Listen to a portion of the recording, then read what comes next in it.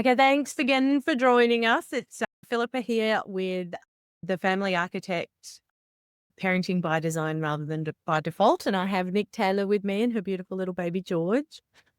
And this is part 2. So if you are joining us for this section, I really encourage you to go back and listen to part 1, where Nic talks about her journey to get to this space of birthing George at home.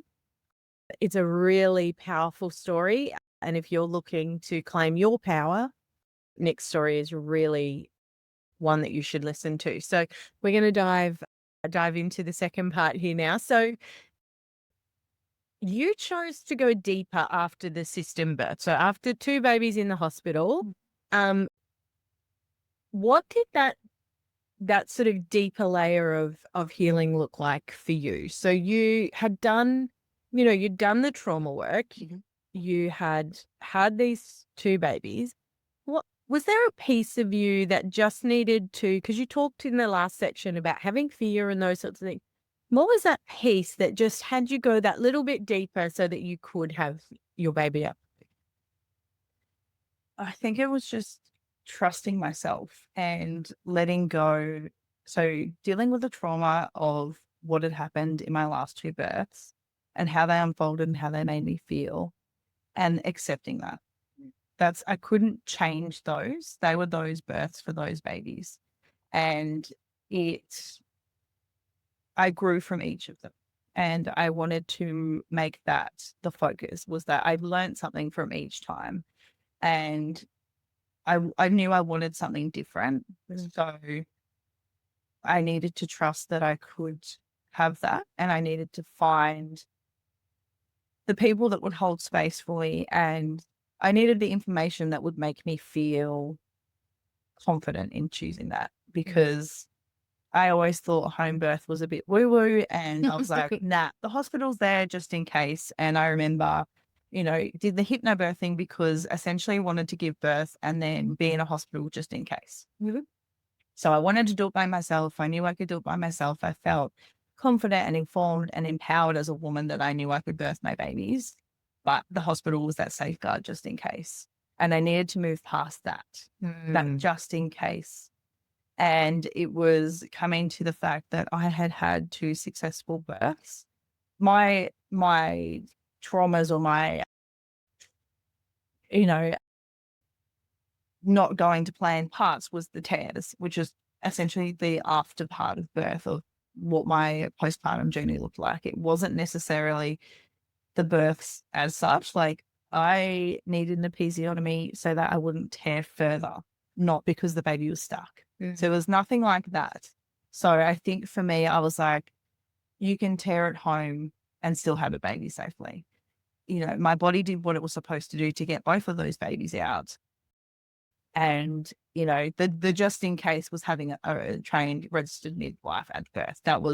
I wasn't a fan of free birth. I needed that safeguard of having someone there that could help me if I needed to, that was more knowledgeable and that could foresee anything happening. So that was how I came to, what I wanted from a midwife. And I looked at lots of things about what that also looked like, because I had seen a few things about how some people felt like their midwives, were too hands-on even at home, and that could still happen. And it was about finding the person that fit for you, that could work for you. And I looked at that and was like, that's what I need. That's what I'm seeking. So, I did a lot of research. I watched a lot of reels and lots of different people's birth stories, and thought, I don't want my midwife to do that. I don't want my midwife to do that. And kind of weeded out the things like what it would look like and feel like for me. And it was about, I was the center. I was in control in the aspect that it was my birth, not their birth. And I was number 65, not kind of thing. It was about finding someone that could just be there. And if I needed them, I could say, something's not right. Come and look, touch me, do whatever. I need you. But also the person that could be there that was going to be like, Nic, we need to change this, or something's not right. I need to help you, or can I have a look, or can I, whatever it was. So that fine line of that they were going to be there to intervene if necessary to make sure that baby and I were safe, but also there for me that I could ask them to come into that space, if that makes sense. It's about finding the person with the philosophy that aligns with yours so that you know by default they only want to do the thing you need them to do. Yeah. They're not going to interfere for the sake of it Yeah. because their philosophy is different to yours. Yeah. And it actually safeguards your birth the best if you find someone who's aligned with you. Yeah. The unfortunate situation that a lot of women face is that they go to a care provider and they get what you've also experienced, which is like that bait and switch, right? Like they'll tell you all the right things, and then towards the end of the birth or the end of the pregnancy, they start to switch things out and start installing doubt and even like, we should do this, we should do that. And I found when we had picked our midwife, I had to really think about what I wanted. She made me question myself in a good way, in that, what do you need from me? And I was like, oh, this is different. You know, I'd been so used to being told what a person provides. And I kind of bring it back to picking an MC for our wedding. Yeah. And I remember hubby and I going around, and my wedding's this and my wedding's this and we do this and I do this and me. Yeah. And I was like, it's not like you. And, you know, the celebrant we chose we approached her and she's like, I'm this, I'm that. We go, tell me your story. Yeah. And she didn't try and sell herself. She said, oh, there's a card there if you'd like to take one. And she made us feel like we were the center. And I was like, that's who we want. And that's how we found our midwife as well, is that, you know, we led, and she obviously had been at many births, and I could say, I don't know, what do you usually do? Like, what is your philosophy? And she would tell me what her philosophy was. And if that aligned with me, great. If not, I was like, actually, I'd rather this. And she was like, great. There was no judgment. There was no coercion into thinking or feeling a certain way to feel safe with her. Like, there was no, we should do this or we should do that, or I don't know. We had the conversations about an emergency and what could happen. And she gave me examples of what could happen, not I ring an ambulance when this happens, or I do this, or I do that, or I feel safe. I feel safer to make these decisions. It was none of that. It was like, when you say the word hospital, that's what's going to happen, because that's your intuition. Your intuition is telling you something's not right and you need a hospital, and that's what we're going to do. So don't use that word lightly. And I was like, okay, good to know. She said, you can call it any other thing. You can say that place, you can any other word, but if you say I want to go to hospital or mention the word hospital, we're going to take that, because that is your body and your intuition telling you that's what you need to do. And I was like, wow. So yeah, that was a big thing, finding that person that challenged me and my beliefs and my thoughts to really reclaim my power and be like, I want this. This is what I need from you. I'm allowed to ask you to support me in this way, because I now trust that you're going to support me in that way, and that we're not going to get to, 38 weeks and you go, oh, but we're going to do this. And, I think we should go to the hospital here, or I think we should I didn't feel like that was coming.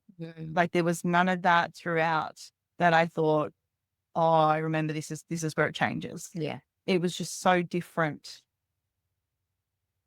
Yeah, just in the feeling of how each step, like where we got to each step, when we talked about what had happened before and what I wanted and why. And yeah, questioning like, okay, well, what is it you're looking for? What do you need? What do you want? Like, it was just so different to be about me as a person. I was Nic. I wasn't just a birthing mum in October. Do you know what I mean? Like, Yeah. I wasn't a number. I wasn't a patient. I was a person. Yeah. I love that. So what did you uncover in the second birth that you hadn't been ready to see before?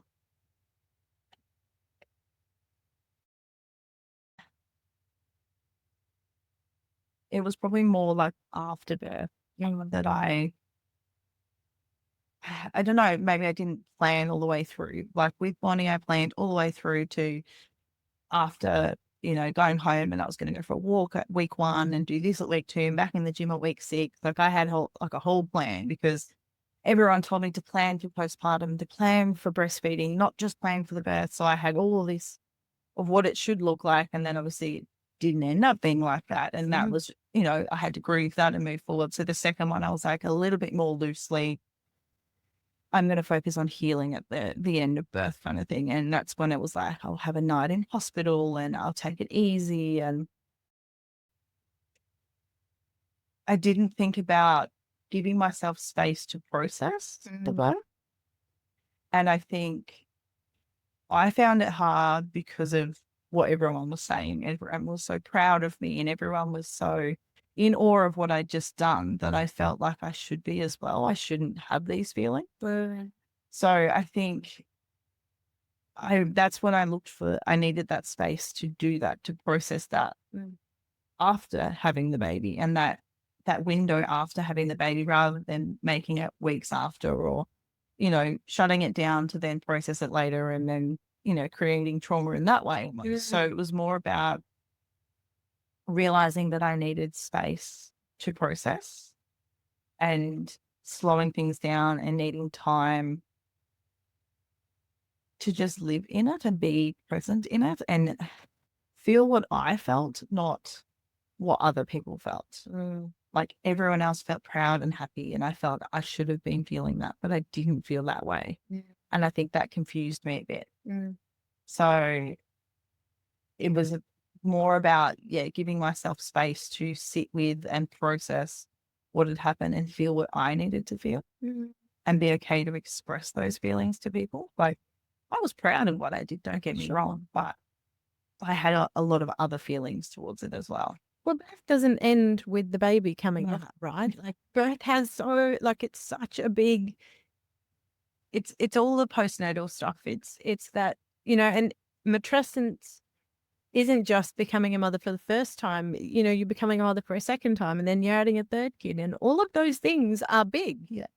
Going from 1 to 2 is big. Going from 2 to 3 is big. Going from 3 to 4 is just a lot more washing and someone's always hungry. But it's a journey, and you do need time and support to be able to process that. And if any part of that hasn't been treated with love and respect and compassion and support, then it means you have a lot more work to do to recalibrate and to process how you feel about it and what you're going to do. So what shifted in your nervous system, do you think, that made a sovereign birth feel possible? That it was okay to give myself space and ask for that support. And that was what I needed. That I needed to surround myself with people that could give me and hold space for me and not rush me in and not like put their feelings on me, like tell me how I should feel or influence the way I should feel after that. Like obviously it's hard for people because they are so proud and excited, and I get that, but that I needed to be okay with processing and feeling the way I felt as well. So I think that's something I wanted for the third time was that letting myself know it was okay to feel however I wanted to feel. If it didn't feel, this like ecstatic thing, or, if I was exhausted and just wanted to go to bed, that was okay as well. I could feel exhausted. I could feel like I wanted to retreat. I could let go of what others needed from me or what I thought they needed from me. Like I felt like they needed me to feel proud and they needed me to feel empowered and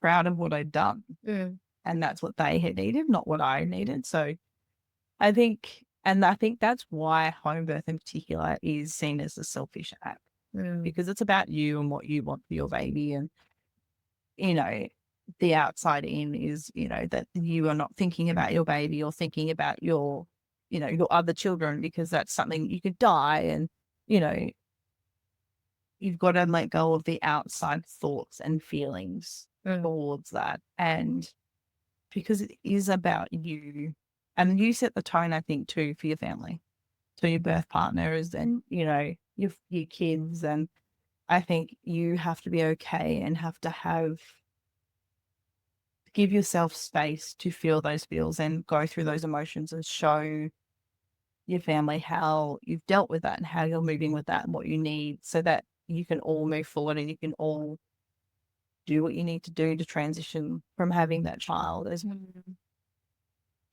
Absolutely. My perimenopausal brain has just let something fall off the plate. But something you said there, I thought was really important. No, I remember what it was now. See, it's just a thing that happens now. What I noticed in you from working with you initially to seeing you, at 37 weeks in the park, and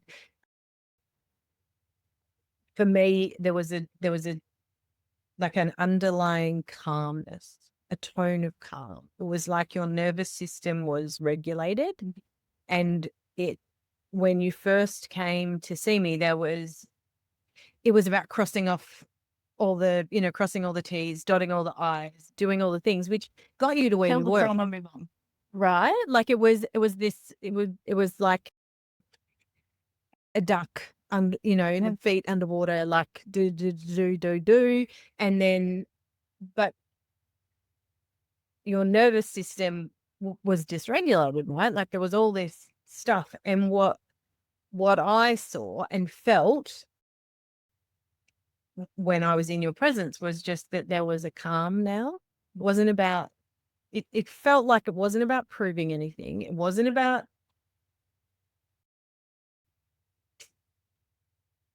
crossing off a tick list or anything else. It was just, I'm doing this thing. Oh.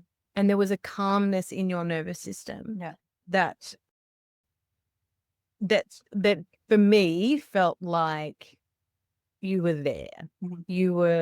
You'd done what you needed to do. And it was why when you sent me pictures of the birth and stuff afterwards, and I'd seen I was not surprised at all that it had gone smoothly and been beautiful, because it just felt to me like there was this calm in your nervous system. And a calm nervous system, right? When your ANS, your autonomic nervous system, is calm, it can respond to stress, but it's not sitting in a place of constant stress, which means you can adapt and you can respond or react depending on what needs to happen. And that felt to me like where you were. Did you feel that? Was that because that's what I thought. I think, and like I owned that too. Like I remember with the hypnobirthing stuff, she'd said to us to say, when people would dump their trauma birth on me, oh, thank you, I don't want to hear that. I'm hypnobirthing. And I remember people being like, you'll beg for the epidural. And like my work colleagues are like, no, come back and tell me. Because I was like this spreadsheet research Nazi that, everything had a place, everything, I was going to have X amount of babies by this age. And I was such a planned person that they were like, you'll fall off your perch kind of thing. And I kind of got to the place with the home birth that I didn't care what you thought. I'm having my baby at home. It doesn't matter what you think or feel. I had prepared for it to be whatever it was. Yes, I had like visualized the birth and put some things in place and done the research of what could happen and, the pros and cons and the risks and benefits and all of that. I'd done all of that. I'd worked through it with my husband so that he felt confident and calm. I'd picked the right people to be in my birth space that were going to be there for me regardless of how it unfolded. And I think because I kind of got into that place that I could be calm and excited and just ready for it. Like even waiting for him to come, it wasn't an anxious thing because I knew I had the continuity of care. I knew my midwife was going to be there regardless. Like she had to be dying not to be there kind of thing. Like it was going to happen. And I'd done all I could do, I think, too. Mm. You know, it was going to happen however it was going to happen because birth is so unpredictable and we know that. But I'd done everything I needed to do to accept whatever was going to happen and trust that I could do it however it looked. Like I could give birth to this baby safely at home. And just, picking the right people, doing all the research, letting go of expectations as well was a big thing. Yeah. We talked a bit with the Homebirth circle about pivoting. And I remember saying, I was like, I'm an anti-pivoter, and everyone laughed. And I was like, I was the kid that had up on the wall at what age I was going to get married, what age I was going to have kids. You know, it was like, and I was ticking things off. I was going to be 16 and blah, blah, months and have my license tick. I was going to buy a car, you know, December of this year, tick. Like that's how I did life. And obviously things changed and things didn't happen. And I had to just say that my goals were to get married and have children, that there was no time limit on that. You know, my birth was going to look like this, but then it didn't look like that. So I had to adapt and work with that to work through things. So,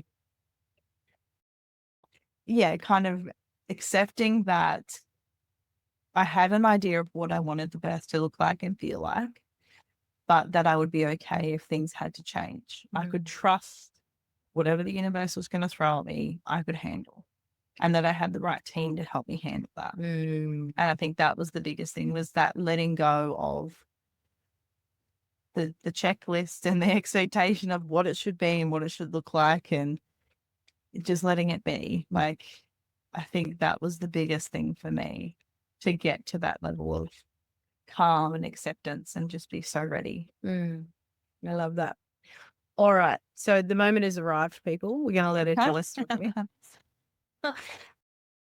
I think,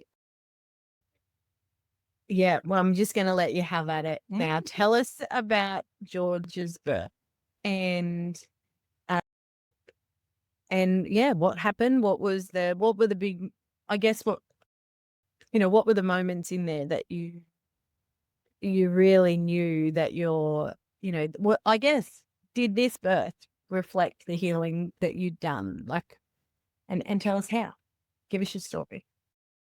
So even like waiting for him to come, I was excited. We'd done like all the predictions of who thought which day he'd come on, and we didn't know it was a boy. We were waiting to find out. And I was convinced I was having a girl, and so was Bond and most of my family. But I wasn't hung up on, like, I was like, yeah, I reckon I'll go like 40-ish weeks. Like, I'm not an early person. Like, my first was 40 and 4, my second was 40 and 1. You know, I reckon around there. But, you know, if it goes into this month, that's okay. So I had a little bit of worry about going early, because I was like, I planned to like go to full term or over. It just might like go early. And it was more around hubby's leave and making sure financially we were okay. So I was like, right, I'm feeling anxious. I'm feeling dysregulated right now. What do I need to do? So I ran the numbers. We changed this and did that and put this leave and that leave, and I changed my leave on this end. We'll be fine. And once I did that and worked through it, I was okay. So anything that popped up, I feel like I was able to identify it faster and work through it. And then was like, cool, I'm done. Then it was things like, like Maddie had a project on that he had to do. So he's like, you need to keep going. And I was like, baby will come when baby comes. Like, I can't, you just have to deal with that. And he's like, oh, I know, ha, ha, ha. But then it was like other people that were saying certain dates weren't okay because they had things on, and that got in my head a bit too. And I was like, frustrated that I had to work around other people. I was like, no, I don't have the baby when I have the baby. If you're not there, too bad. If you can't be there, too bad, so sad. So I kind of got through that as well. And it was the Monday of the week. So it was 38 and 2. And I had on and off inklings. And for about 4 hours, I was like super uncomfortable and nothing was super regular. And I was like, okay, things are getting ready. I remember having this 4 days before Bonnie was born. maybe that's a similar thing. My body's telling me it's getting ready. And I was like, that makes sense because I'm almost 39. I'm 2, sorry. So I was due then that weekend coming. And I was like, that makes sense. Like my body's getting ready. This is good. And then the Tuesday, everything was fine. I was like, cool. Wednesday, I got curious and my next door neighbor was a midwife in training. So she was like a student midwife and whatever. And I was like, I'm curious because I've never had the cervical exam. I've never been checked on how far I am or anything like that. And curiosity got me. And I was like, and she'd said, do you want to check? And he's like, yeah, I kind of do. So I was like, okay, let's do that. So she checked me on the Wednesday and I was like 2.5, she reckoned. She's like, oh, 2.5, 3, but let's just say 2.5. And we had the chat before of like, but we're going to be okay if you're not dilated, aren't we? I said, yep, I'm good. She's like, it's all good because you've got time. You're not due yet anyway. So if you're closed, we're not worried. We're not going to get upset. I said, no, I can do this. I'm good. I'm in a good place. So I had checked and I was like, oh, that's exciting. And then by the Thursday, I'd had like acupuncture Wednesday. I had my massage on Thursday. And she came around to do some release on my hips because I was a bit uncomfortable. And I was like, can we check again? She's like, yeah, okay. So we checked again and I was like 3, maybe 4, she thought. And I was like, some things are happening. Like my body's doing its thing. That's exciting. And then by about 5 o'clock that night, I started having some tightenings and I was like, okay.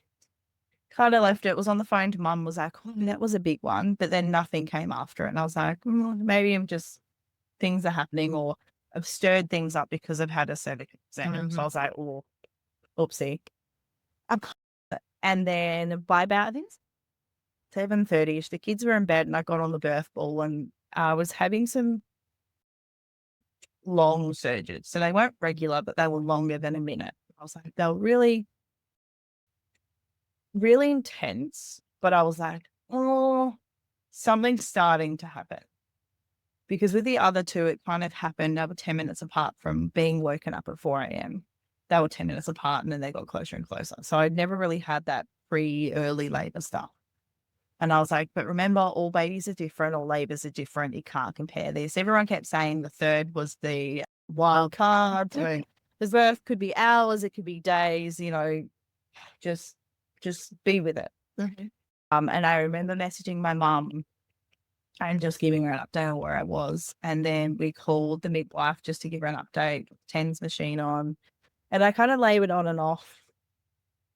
It wasn't super consistent, but it was, happening regularly. So it wasn't like it'd be half an hour before something had happened. It was like 7 minutes and then it was 5 minutes and then it was 15 minutes. And so things were happening and things were progressing. And mum ended up coming over and like I was breathing through them and not talking, but I wasn't nauseous and I had been nauseous in my previous 2 labors and I had the TENS on, which was really good. I love the TENS machine.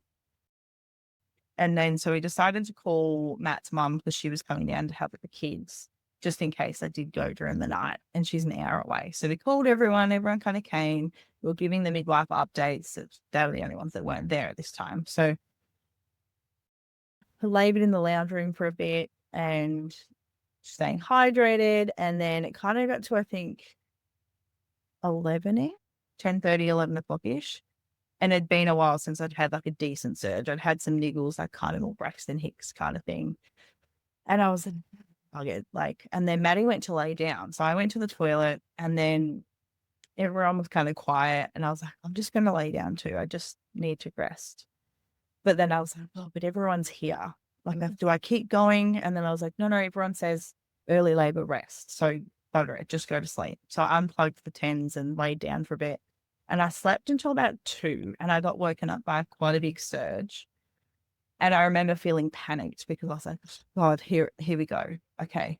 Because it was the unknown still, because I'd not birthed at home before and I didn't know what to expect. I think it wasn't fear. It was excitement, but also that unsure as to what was going to unfold. How quick was this going to be? Was it going to be hours? Because I'd had, the last 4 hours of things happening and then 2.5 hours of nothing. I was like, this is weird. So I had a surge. I went to the toilet, had another surge. And I was like, okay, I'm going to go wake mum up. So I went into the media room and I knelt down in front of mum and her eyes shot open. She's like, are you okay? And I said, I've just had 2 really big surges. And she's like, okay. And she just sat up and she's like, okay, we're good. We're okay. And I was like, but I've unplugged the tens. I need you to plug me back in. So then Case woke up and she plugged me back in. And I think I stood up for a bit and leant on mum and had some surges. And Maddie's mum woke up as well. She was on the other couch and she kind of came in. And I think Case went and woke Maddie up. She was like, do you want to go get Maddie? And I was like, yeah, probably should. Because I was like, oh, I'll make sure it's happening first before I wake him up because he's tired. He's been at work all day. Then we've been up till 11.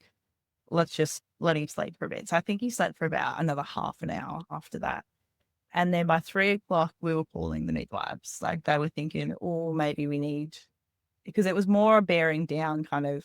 I felt like baby was trying to move and they were really intense. But I remember thinking not intense enough. I was like, it's definitely labor, but it's not like it was. It's not, I'm not quite there. So I wasn't panicked that like the midwives weren't going to make it or anything like that. They all came by that 4 o'clock and then they started filling the bath because they thought, yeah, maybe we're happening. We woke Bon up at like 4:30 because we thought we wanted to give her a little bit of time to wake and be time to adjust before seeing it and whatever so that she wasn't cranky or anything like that. So she was woken up about 4:30. They were pretty intense. They were rolling pretty hard. I was standing because they were telling me to like lift my belly back to move baby back a bit so that the cervix would be in the right spot and things like that. And I remember them when they came in, even like everyone was calm. They put their stuff down. They said, g'day. There was no urgency in checking baby's heart rate or anything. It was more that supportive presence. It wasn't like a watching you or anything like that. I remember feeling, supported in that way that she came and checked baby's heart rate and I smiled because I could hear baby was okay. And I was like, cool, we're good. And they filled the bath and I was like, I don't think it's time for the bath. They're just not ready. And they're like, all good. It's fine. So I'm glad that it wasn't like, you should hop in the bath. There was none of that. And I was like, oh, I'm not ready. And they're like, good, it's ready when you are. So, and they just kept heating it and keeping it okay. Yeah, giving me different positions. So I would just do stuff and Matt would come in and be like, we're going to do the jiggle or we're going to do this or we're going to do that or, um, so we did some different positions and I stood a lot more. They wanted me to stand up and try and use gravity to get him in a good spot. And then it must have been about 5:30. They were like spacing out more, but it was still that downward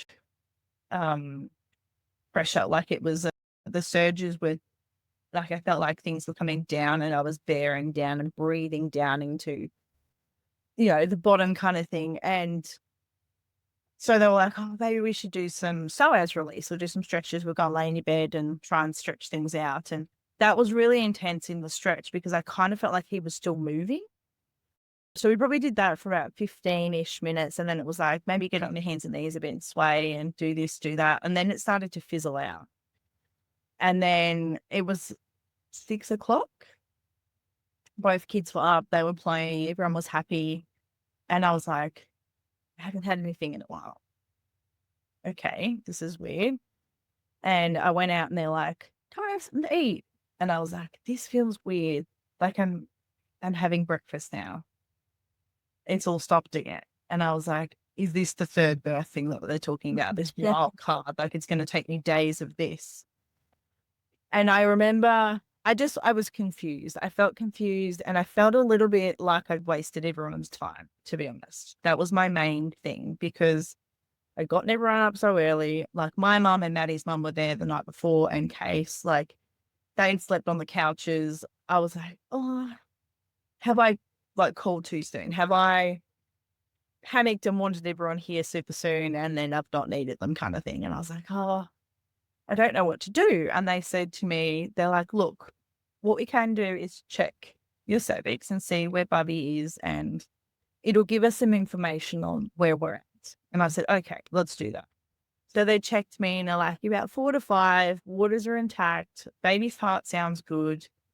You look okay. How are you feeling? And I was like, I'm just tired more than anything.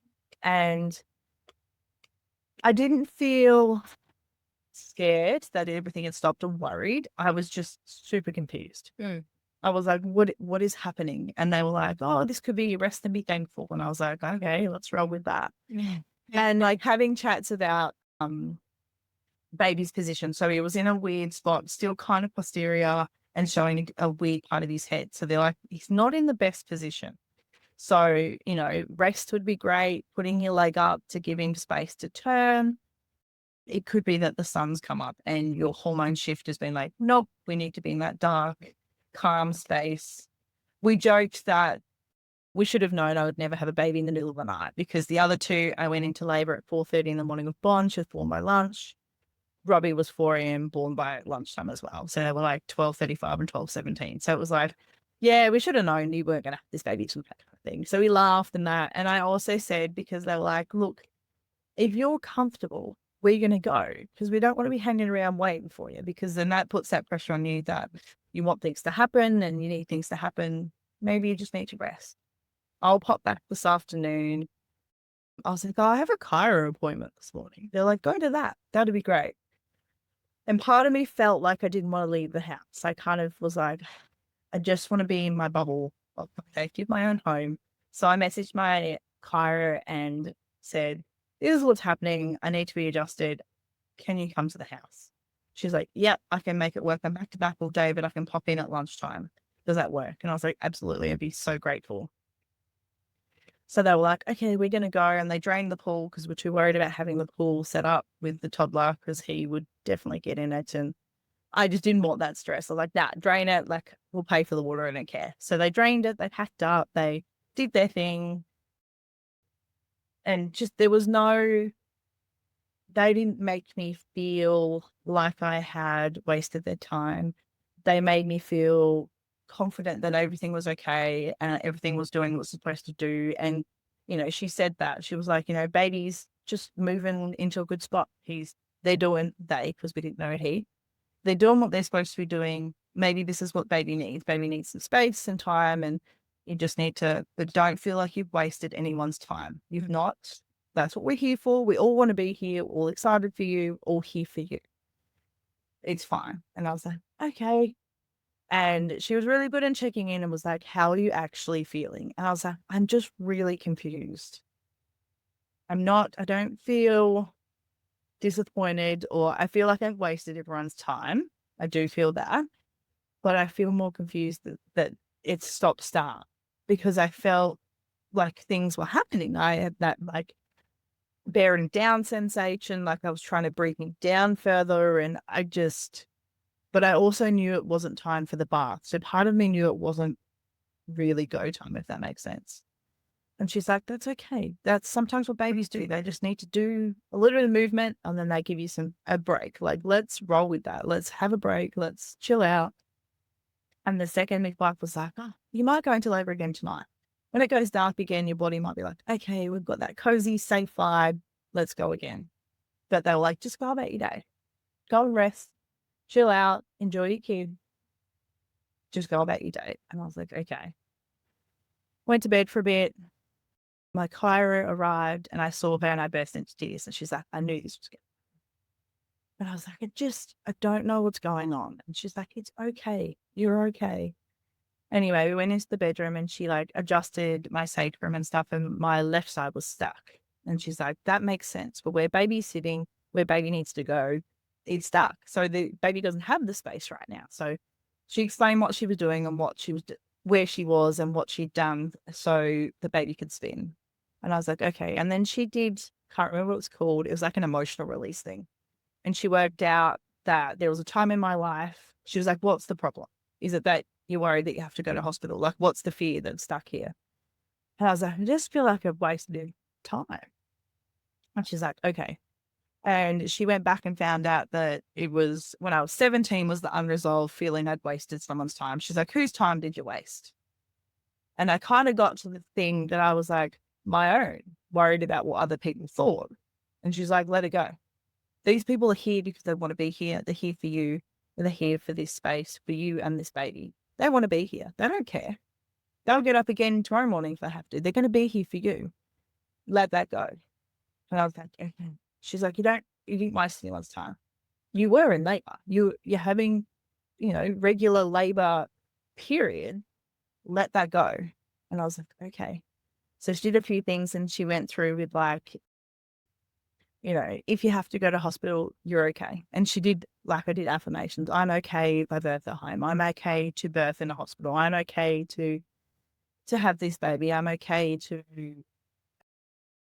have this rest time or pause time. And she did all that and then was like, just rest. And then messaged me when you have this beautiful baby, you can do this and you're going to have this baby and you're going to be okay. However it unfolds, sit with that you're okay and you can do this. You need to let go for everything to keep going. And I was like, okay, cool. Laid down, rested, had my leg up most of the night. At 6 o'clock, Terry came back round, checked, and she's like, baby's moved. And I was like, hey. She's like, baby's spun around, better position here. But don't be upset or worried if labor doesn't start again. Baby might be in a like comfortable position now. They might stay there for a few days.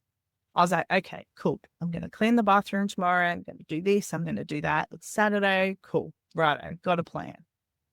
Had some dinner. Maddie kind of like passed out on the couch. The kids are watching a movie. I sat with them and rocked them to sleep and then took them to bed, put them to bed, and then woke Maddie up, put him to bed, and then went to bed and was like, right, we're just doing Saturday as normal. Going to clean the house. It's fine. And then at 2 o'clock, I was woken up by a really intense surge. And I was like, good morning. 10 minutes later, went again. And then I had another. So I went to the toilet and then I had another. It got to 2:30 and I thought, I'm going to time these. And then I had 3 more bang on 10 minutes. And I thought, holy crap, this is happening and it's happening fast. So I rang my midwife and said, I think it's happening. These are really intense. And I've had 6 in the last hour, bang on 10 minutes. I started timing them from 2:30, but between 2 when I woke up, because I look at my phone and the time every time I wake up, I said I had 3 between 2 and 2:30. I started timing at 2:30. They're 10 minutes apart. They're really intense. I need you to come. She said, okay, no worries. I'm coming. Then from 3 o'clock till 3:30, they were between like a minute and a half and 3.5 minutes. Like it was really, they would roll and then I'd get the 3-minute break and then it would go again. And I woke Matt up and I said, get up. It's time to go. I need you to fill the pool. I've rung the midwife. Get up. It's on.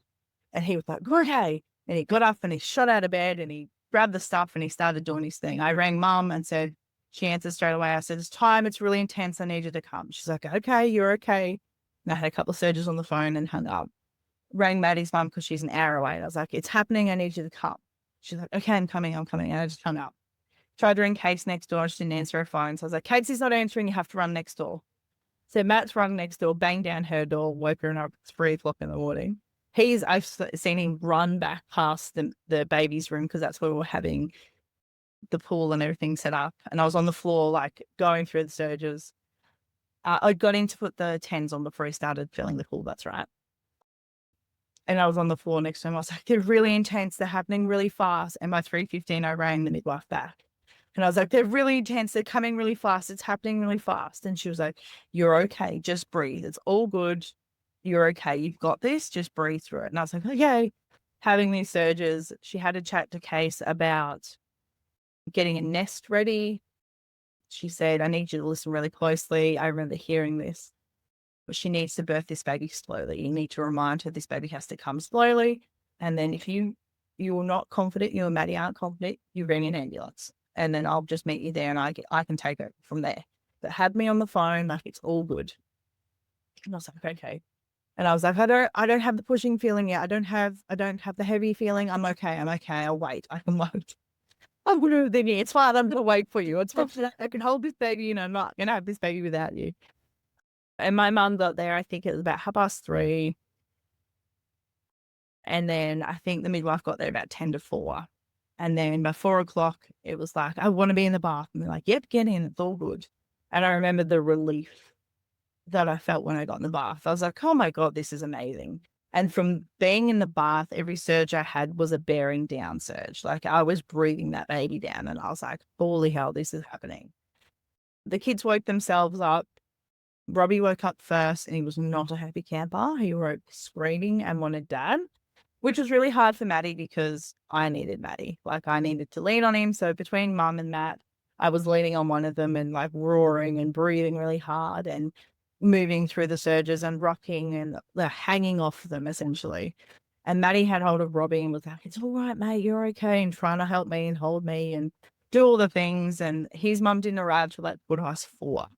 And then Bond was up by then, but she was happy just to come in and have a look. She was quite calm and easy, I suppose. But I just remember thinking, like, this is Homebirth. Like, you've got a kid screaming, you've got a kid that's just quietly come in to see what's going on.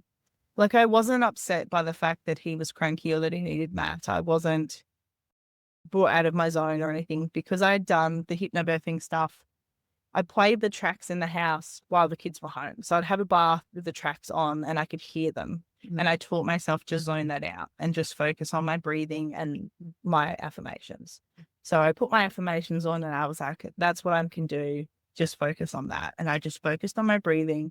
And in between, I would laugh at the fact that my 2-year-old was on the floor having a full-on meltdown because he wanted dad.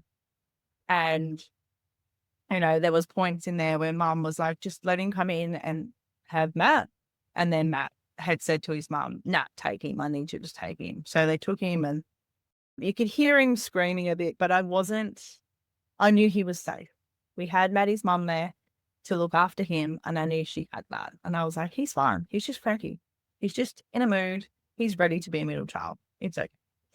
So, looking around, I would open my eyes every now and again and I saw Bon and Andrea sitting in the chair and she was just watching quietly and Andrea was just holding Bon and Bon came and held my hand at one point and I just remember feeling safe and secure. Like, I could see the midwives every now and again. They were just there. They weren't in the space or in my face. They were just walking through the house, doing their thing.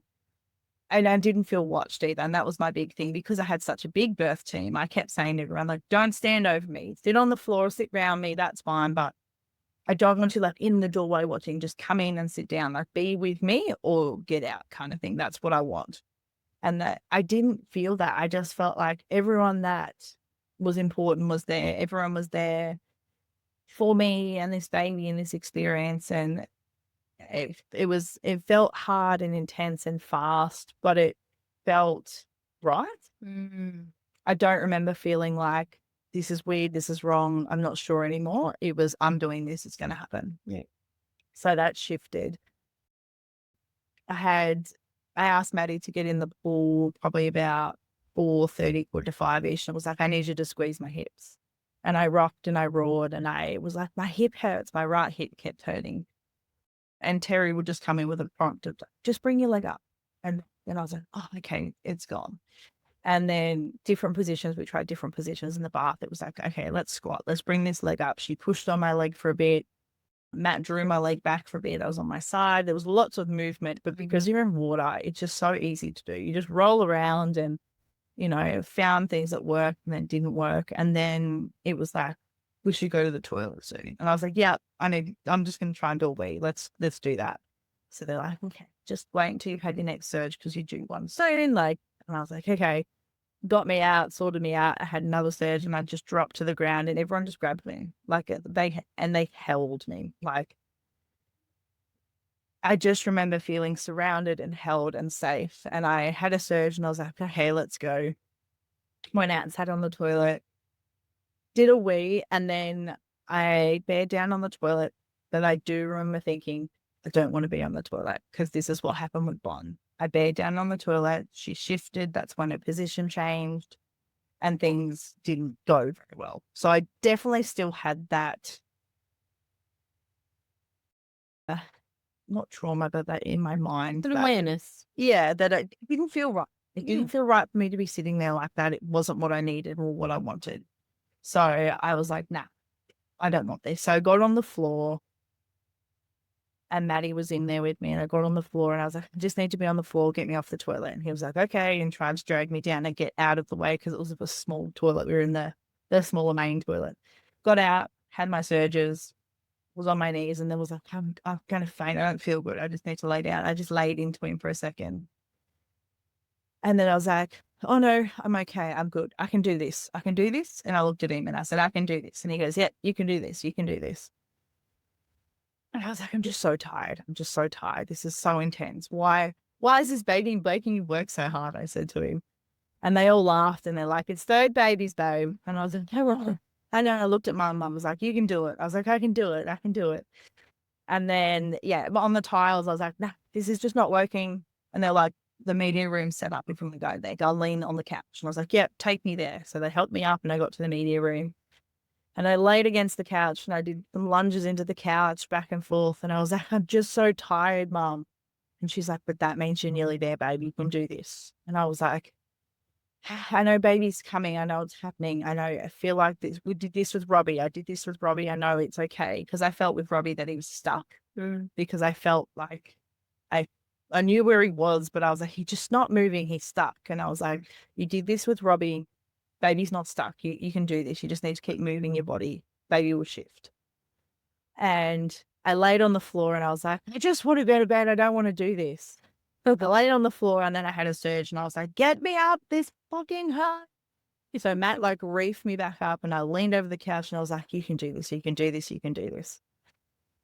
And I remember rocking and had my one leg up, have a surge, do one leg, put it back down, do the other side, and then pop, my waters went. And I was like, oh, that was my water. And then he shifted and I was like, I want to in the bath. And they were like, right now, let's go. She's coming in hot. They're going. And I don't remember who, but I couldn't get off the floor. My legs did not work. And I was scooped up and brought across the hallway into the room. And I got to the bathroom. I said, lift my leg, and put me in. I just couldn't. I had nothing left with me. Someone flicked my leg over and I remember rolling on my belly down the side of the pool to get into the pool because I was like, just get me in. And I was like, yeah, I can do this. And I remember he was just in that spot where I just went, this is it. I've gotten to the point. I've done it. This is happening. And I was like, you can do this. You can do this. Breathe it out. This is the hard bit, but this is the shortest part of it. And it's going to be over soon. This beautiful baby's going to be here. You can do this. And I had a lot of this self-talk in my head to keep myself going and using my previous labors to remind myself of where I was at and that I could do this. And this was the shortest point. And yeah, it's going to hurt, but you got this, breathing out slowly, slowly, slowly. So I remember feeling him shift and move and I put my hand there and I was like, oh, I feel like he's in my bum. Like it was like he's right there, but I can't feel him yet. And then had a few more and I breathed him out this time. Whereas with Robbie, I pushed and like brought him down forcefully and then breathed him out, that part. But this one, I breathed him out the whole time. I was breathing down and breathing down. And then I felt him there and I was like, I can feel him. I can feel it. And that was like, just breathe. Put your hand there and breathe his head out. And I was like, he's there. I can feel his head. He's there. And he was like, you got this. You can do this. You can do this. You can do this. And I was like, okay. And I was breathing and I could feel him go up and down. So when the surge was there, I breathed down. And when it wasn't, I can feel him go back up. And I was like, this is what it's supposed to be. And I could see in my head where I was at because I had my hand there. I could feel him. And with Robbie, I was told in water, don't touch them. So I feel like the difference between that and him was I could feel where I was at because I could feel baby's head. So I could see that. Yeah. And I knew I was safe and I knew where I was and that baby was coming. And it felt so different. It was so much pressure, but there was no burning. There was no fear. There was no screaming and swearing because I yelled and I screamed and I swore because I was like, it's taking so long and it hurts so much. But with George, I knew where he was. Like I could feel more and more of his head. And the video I have is amazing. You just see my hand on my baby's head and I'm rubbing his head. I'm like, I can feel this. This is his head. Like my baby's here. I'm the first one to touch my baby in between, being in the womb and world kind of thing. It was just such a cool experience. And Maddie just kept saying, just breathe and guide him with your head, guide him with your head. You can do this. Just keep breathing. And I could feel, and I was breathing and breathing very slowly. And it was like, so I kept pushing on his head to kind of guide him slowly. And then we get to a point where I can hold his head and I'm like, okay, I know where I'm at. And mum's like, "He's doing a beautiful job. It's beautiful, Nic." And the midwife's like, "You can see the eyebrows." Like, she was giving me a heads up and, slight stinging here. And I didn't feel the sting. I just felt the pressure and I felt in control and I felt it was just me and my baby. Like, it was the coolest thing. And then, yeah, breathed him out. And then she just wanted me to give a little push to get his chin out so she could see where they are. Apparently, if they have their chin out, they can see if there's any like shoulders stuck or anything like that. That's the point that they like to see. So I gave a little bit and his chin popped. And then she goes, "Okay, baby's going to turn." And he just went, and I was like, "Whoop," because I was still trying to like slowly guide him out. But he turned and just came out. And I was like, "Whoop."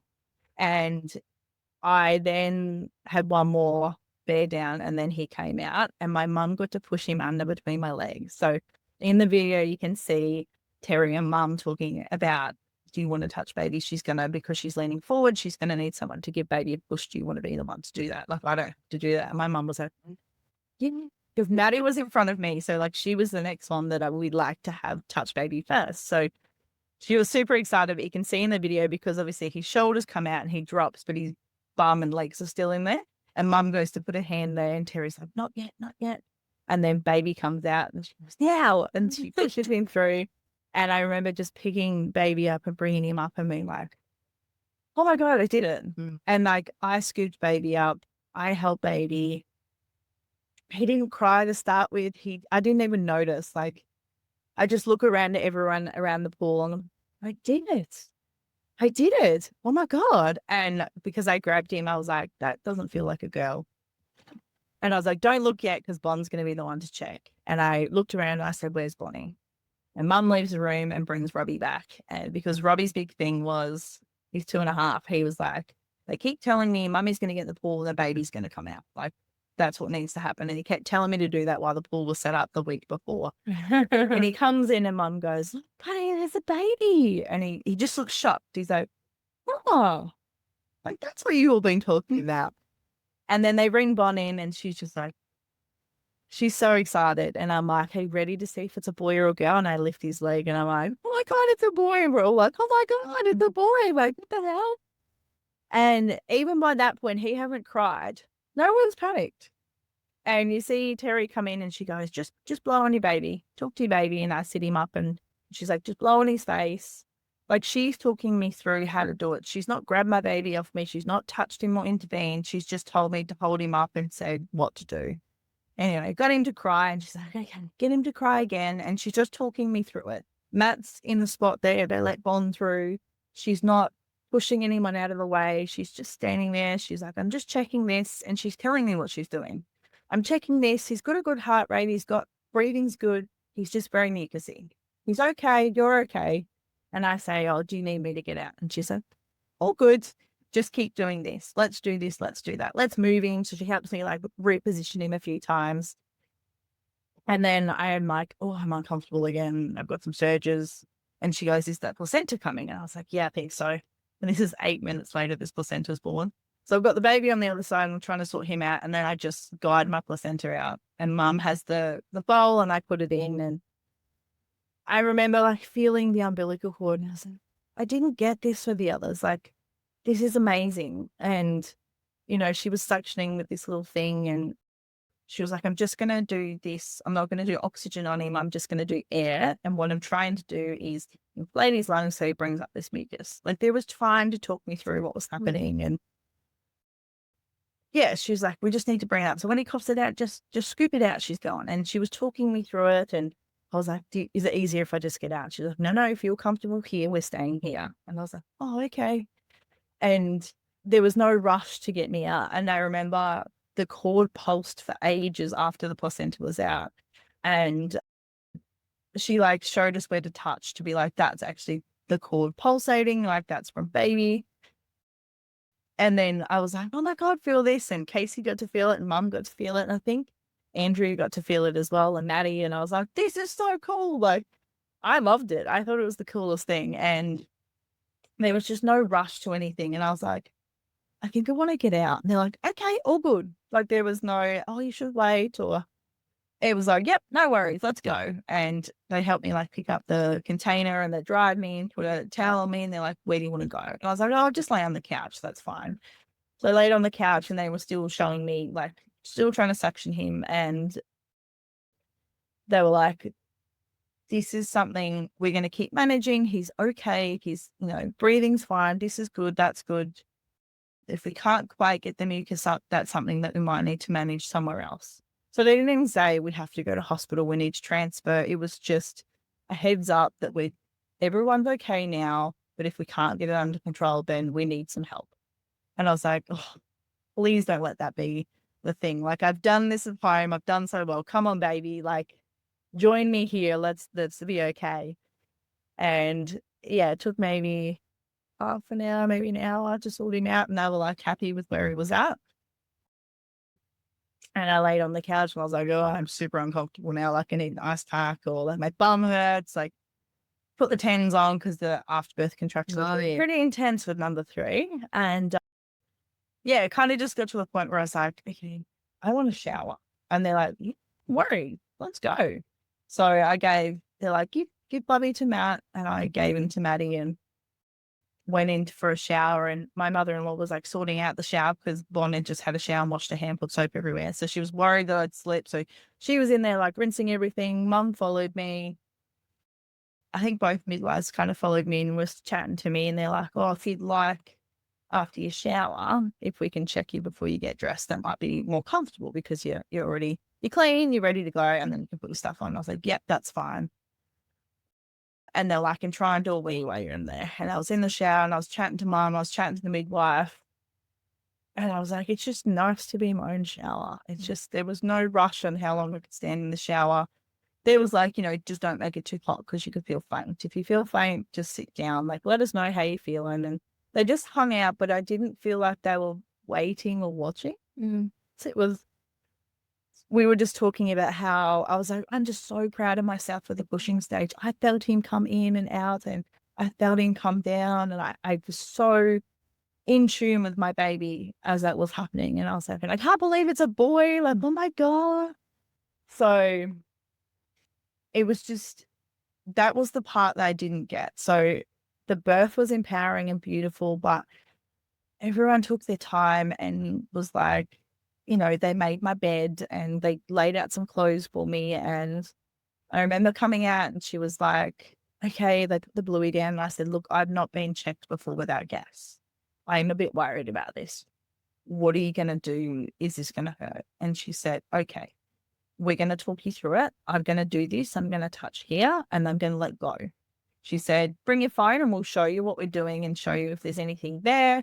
We'll talk about what we can do. But if it hurts, we're going to stop. You're going to tell me how you're feeling. She said, when we get to certain parts, you might need to use some of your labor breathing. And Mum laid in the bed with me. And I just remember how gentle she was and how I didn't feel like I was being examined. I felt like she was just making sure I was okay, if that makes sense. It wasn't this medical thing like it was in the hospital. And she touched and she looked and she was like, yep, cool. Look, there's a small 1st degree there. And I started tearing up and she's like, but and she looked at the other midwife and she said, I wouldn't do anything with it.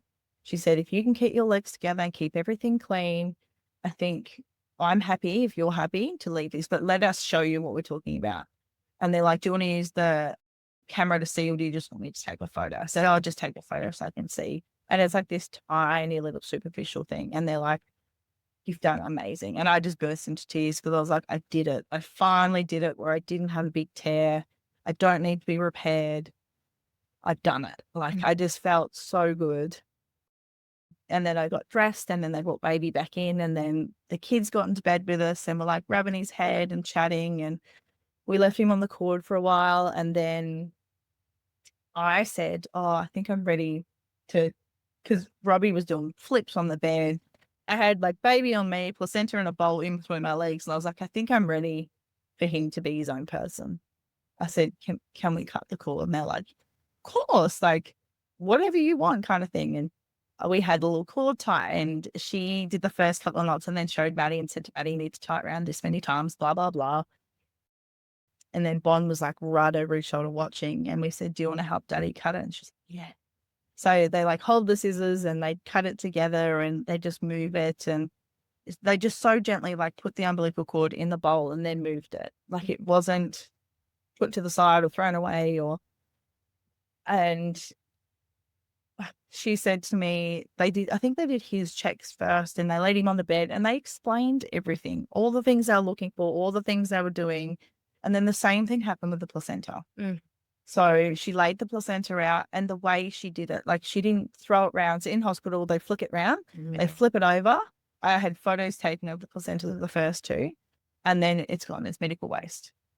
And it wasn't. It was part of me, and she made it part of me and my baby. And she explained all the things in it and what it all meant and what the different sacs were. And, you know, oh, I can see that you were sick during this pregnancy because it's got this, and this is the part that was embedded in you, and this is where baby was, and your placenta is actually quite big, and it's a nice big healthy placenta she's going. And it was just the coolest thing to, like, it was the whole thing. And people bringing me food and tucking me into bed, and there was so much time for me. And, you know, I could talk to them about how proud I was with parts and how I thought it was hard. And we were debriefing as things were happening, and as I was showering and as I was sitting in the bath, like, you know, the kids came in and out during, and, you know, my mother-in-law got to be part of it. She's got 2 boys, and I thought it was really special to invite her into our space, and she was just forever grateful for it. And I just love that she could be there.